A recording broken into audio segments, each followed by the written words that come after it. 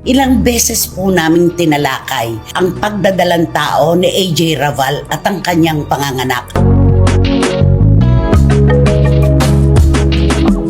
Maraming pagkakataon na po na pinagbintangan kami na naninira ng buhay ng mga personalidad.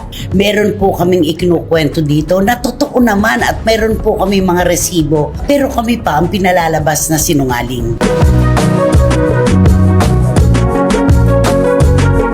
Veteranang kolumnista na si Christopher Min, sinupalpal sa kasinungalingan sina Aljur Abrenica at AJ Raval.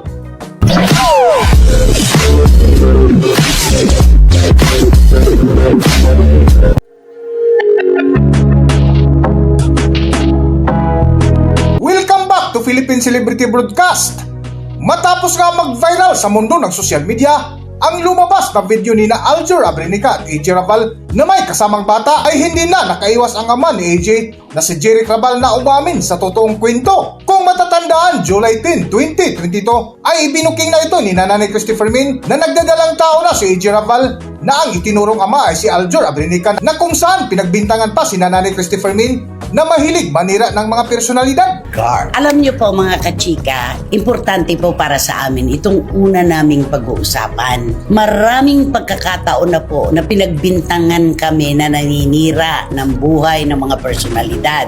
Meron po kaming ikinukwento dito na totoo naman at meron po kami mga resibo, pero kami pa ang pinalalabas na sinungaling. Ilang beses po naming tinalakay ang pagdadalang tao ni AJ Raval at ang kanyang panganganak. Totoo po mga kachika, nagdadalang tao po si AJ Raval. Kung talagang hindi ka buntis, magpa-interview ka ng live, yung makikita namin talaga yung tiyan mo na flat. Binash po kami ng todo-todo at ang sabi, sinisira lang daw natin. Saan daw isisilid ni AJ Raval yung bata, yung sanggol, pagka-sexy-sexy. Oo, at doon pa yung mga gumagawa kayo ng kwento. Oo. Yun yung gumagawa, yun yung pinakamahirap barata na gumagawa lang tayo ng kwento. At sabihin daw, fake news daw yun. Oo, fake news daw po.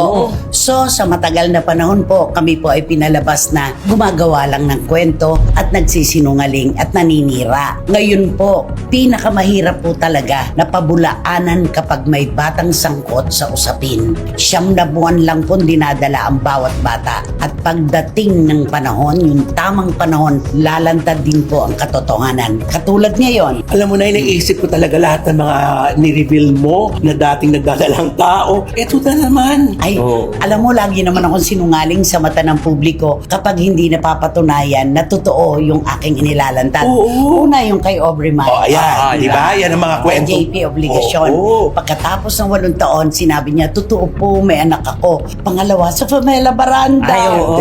Pamangkin ko lang siya. Ang tagal na tinago yun, ha? Grabe. Sabi ko, umamin ka na, Fem. Hindi, tita, ano talaga, pamangkin ko lang po siya.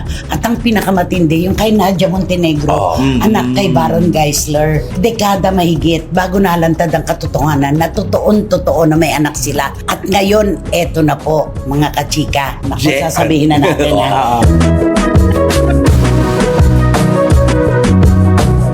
Ngunit sa patuloy na paksa ni Nanay Christopher Min ay tila sinupalpal sa katotohanan sina Aljur Abrenica na kung saan ang ama mismo ni AJ Raval na si Jeric Raval ang naglantad sa katotohanan. Umamin po talaga at siya mismo ang naglantad, si Jeric Raval, na 2 na po ang anak ngayon ni na Aljur Abrenica at AJ Raval. Kamusta yung apo mo? Malaki na. Lolo ba tawag sa'yo?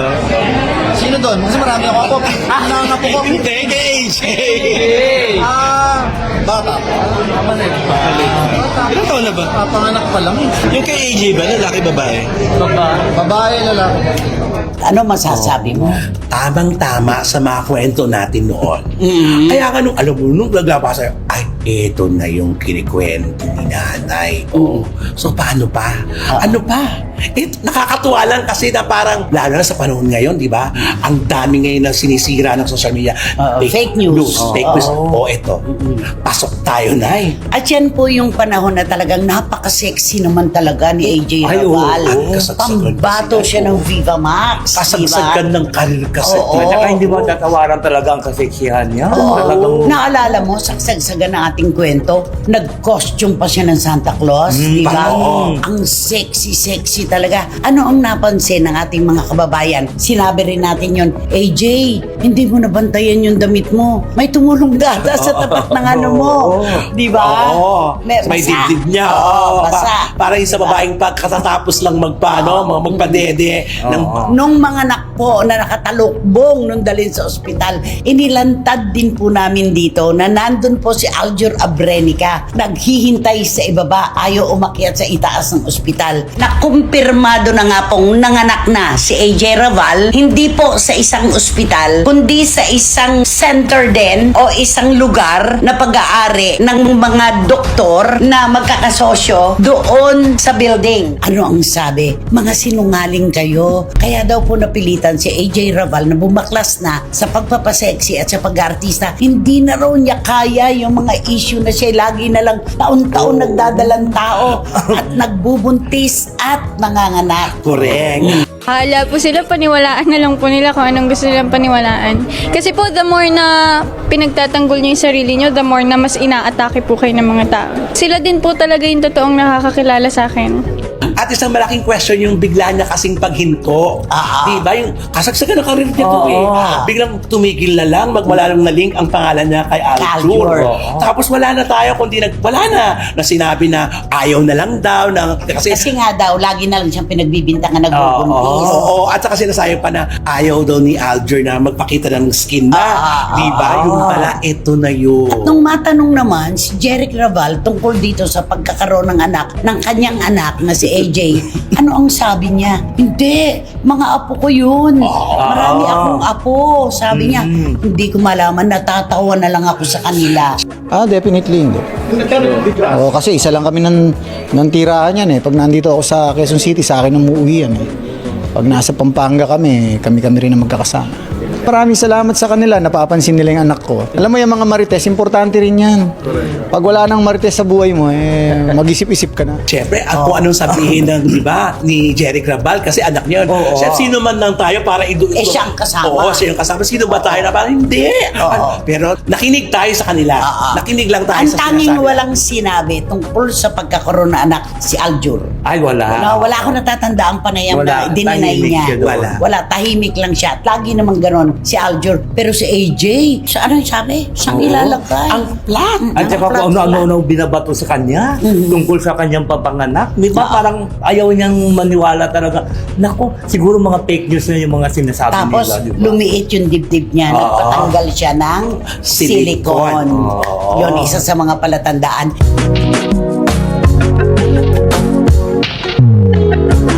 Sa patuloy nga ng paksa ni Nanay Christopher Min ay muling ibinagi nila ang mga resibo na hawak nila ukol sa totoong kwento sa itinatago ni na Aljur Abrenica at AJ Raval na tila nasupalpal sila ngayon sa katotohanan. Para sa buong detalye ng kwento, narito ating panoorin ang video. May hawak po kami dito na resibo. Hindi po namin tatalakayin ito kundi po kami nakatitiyak sa aming kwento. Pero ano ang pinalabas? Kami naninira, nag-iimbento ng kwento. Ano ang sabi ko sa inyong dalawa nun? Kahit sa CFM, maghintay lang tayo ng tamang panahon. Ano pang sabi ko? Parang bagoong yan sa loob ng garapon. Kahit anong higpit ang Oo, pagkakasara. kahit talian mo pa ng goma yan, lalantad at lalantad ang tunay na amoy at lalabas ang katotohanan. Heto na po. Ayon kay Jeric Raval, ang kanyang unang apo ay lalaki. Ang ikalawa ay babae. Totoo po bang may anak na si Miss AJ? With Aljur? Hindi, yung palang bunso, 2 months. 2 months Yung isa, 1 year. 1 year. So yung pangalan niya po is girl or boy? Yung babae sa lalaki, pangalan sa Alpina. Pangalan ng lalaki, tinatawag ko lang, Al Junior. Tama din yung sinabi natin. Nako, talagang ewan ko kung bakit naman kasi itinatago. Pinakamahirap kung itago talaga ang pagkakaroon ng anak. At saka may kasabihan, everybody deserves a birthday. Ba't yung itatago? Anak nyo yan. Yan ay nabuo dahil sa pagmamahalan. Ba't kailangan nyo ikaila? Mauuna unawaan natin na kasagsagan yon Oo. ng popularidad ng sa Jerry, pagpapasexy oo. ni AJ. Ni AJ Rabalo. Oo. Pero ang hindi natin maiintindihan, ba't ikinakaila? Yes, di ba? Bago tayo magsabi, ba't kaya ang mga artista, pag nabubuntis, tinatago pa nila, ginawa naman nila yun. O, siguro, isipin na lang natin, nakakontrata pa, na hindi pa pwede siguro kahit gusto to i-announce, may kontrata, magbabayad sila, di ba? Pero ang pinakaayoko talaga yung sinabi niya na bumaklas na siya sa pagpapasexy at pag-artista kasi lagi na lang siyang ichinichismis na nagbubuntis at nanganganak. Oo. Eh yun naman ang katotohanan talaga. Oo. Di ba? Paano kayo na ngayon mapapaliwanag ito? Ay, eto na nga, meron nga nagsabi pa noon, kailan kayo aamin na may anak kayo pag naging Pangulo ng Pilipinas ang anak nyo? Di ba? Ay, ganon? oo. Yan. Diba? Tatandaan ko tong kwentong ito. Kailan pa, pag nakita yung anak niya na kumukuha ng mga ano? At sasabihin nyo, anak ko yan, pagkatapos nyong ikaila. Yun lang yun. Anumang lihim ay malalantad pagdating ng tamang panahon. At pinakamahirap itago ang pagdadalang tao. Lalantad at lalantad yan. Diba? Ang tinatanong ngayon siguro, I'm sure nagtatype na lahat siya, bakit sila umamin? Bakit nila inamin? Eh hindi na nga, namatay na di ba? Namatay na, bakit kaya sila umamin? Ano Pero ang hindi meron? mamamatay ang issue na meron na Ay, silang oo. anak. Oo, pero hindi naman siya na pinag-uusapan ngayon lang. Ay, ito na, dumating na yung araw na hinahantay natin ang pag-amin. Ito na. Ay nako, maraming salamat kay Oo, Jeric Raval. yes, thank you. Dahil inilabas niya ang katotohanan. Hindi man nagsasalita si Aljur at saka si AJ. Pareho silang AJ, di ba? Oo. AJ. Oo. Pareho ang kanyang nickname, di ba? Eto na, lumantad na po ang katotohanan. Hindi po kami gumawa lamang noon ng kwento. Hindi po kami nagtagpi-tagpi ng mga senaryo. Totoo po na nagkaanak na si AJ Raval at si Aljur Abrenica. At dalawa pa.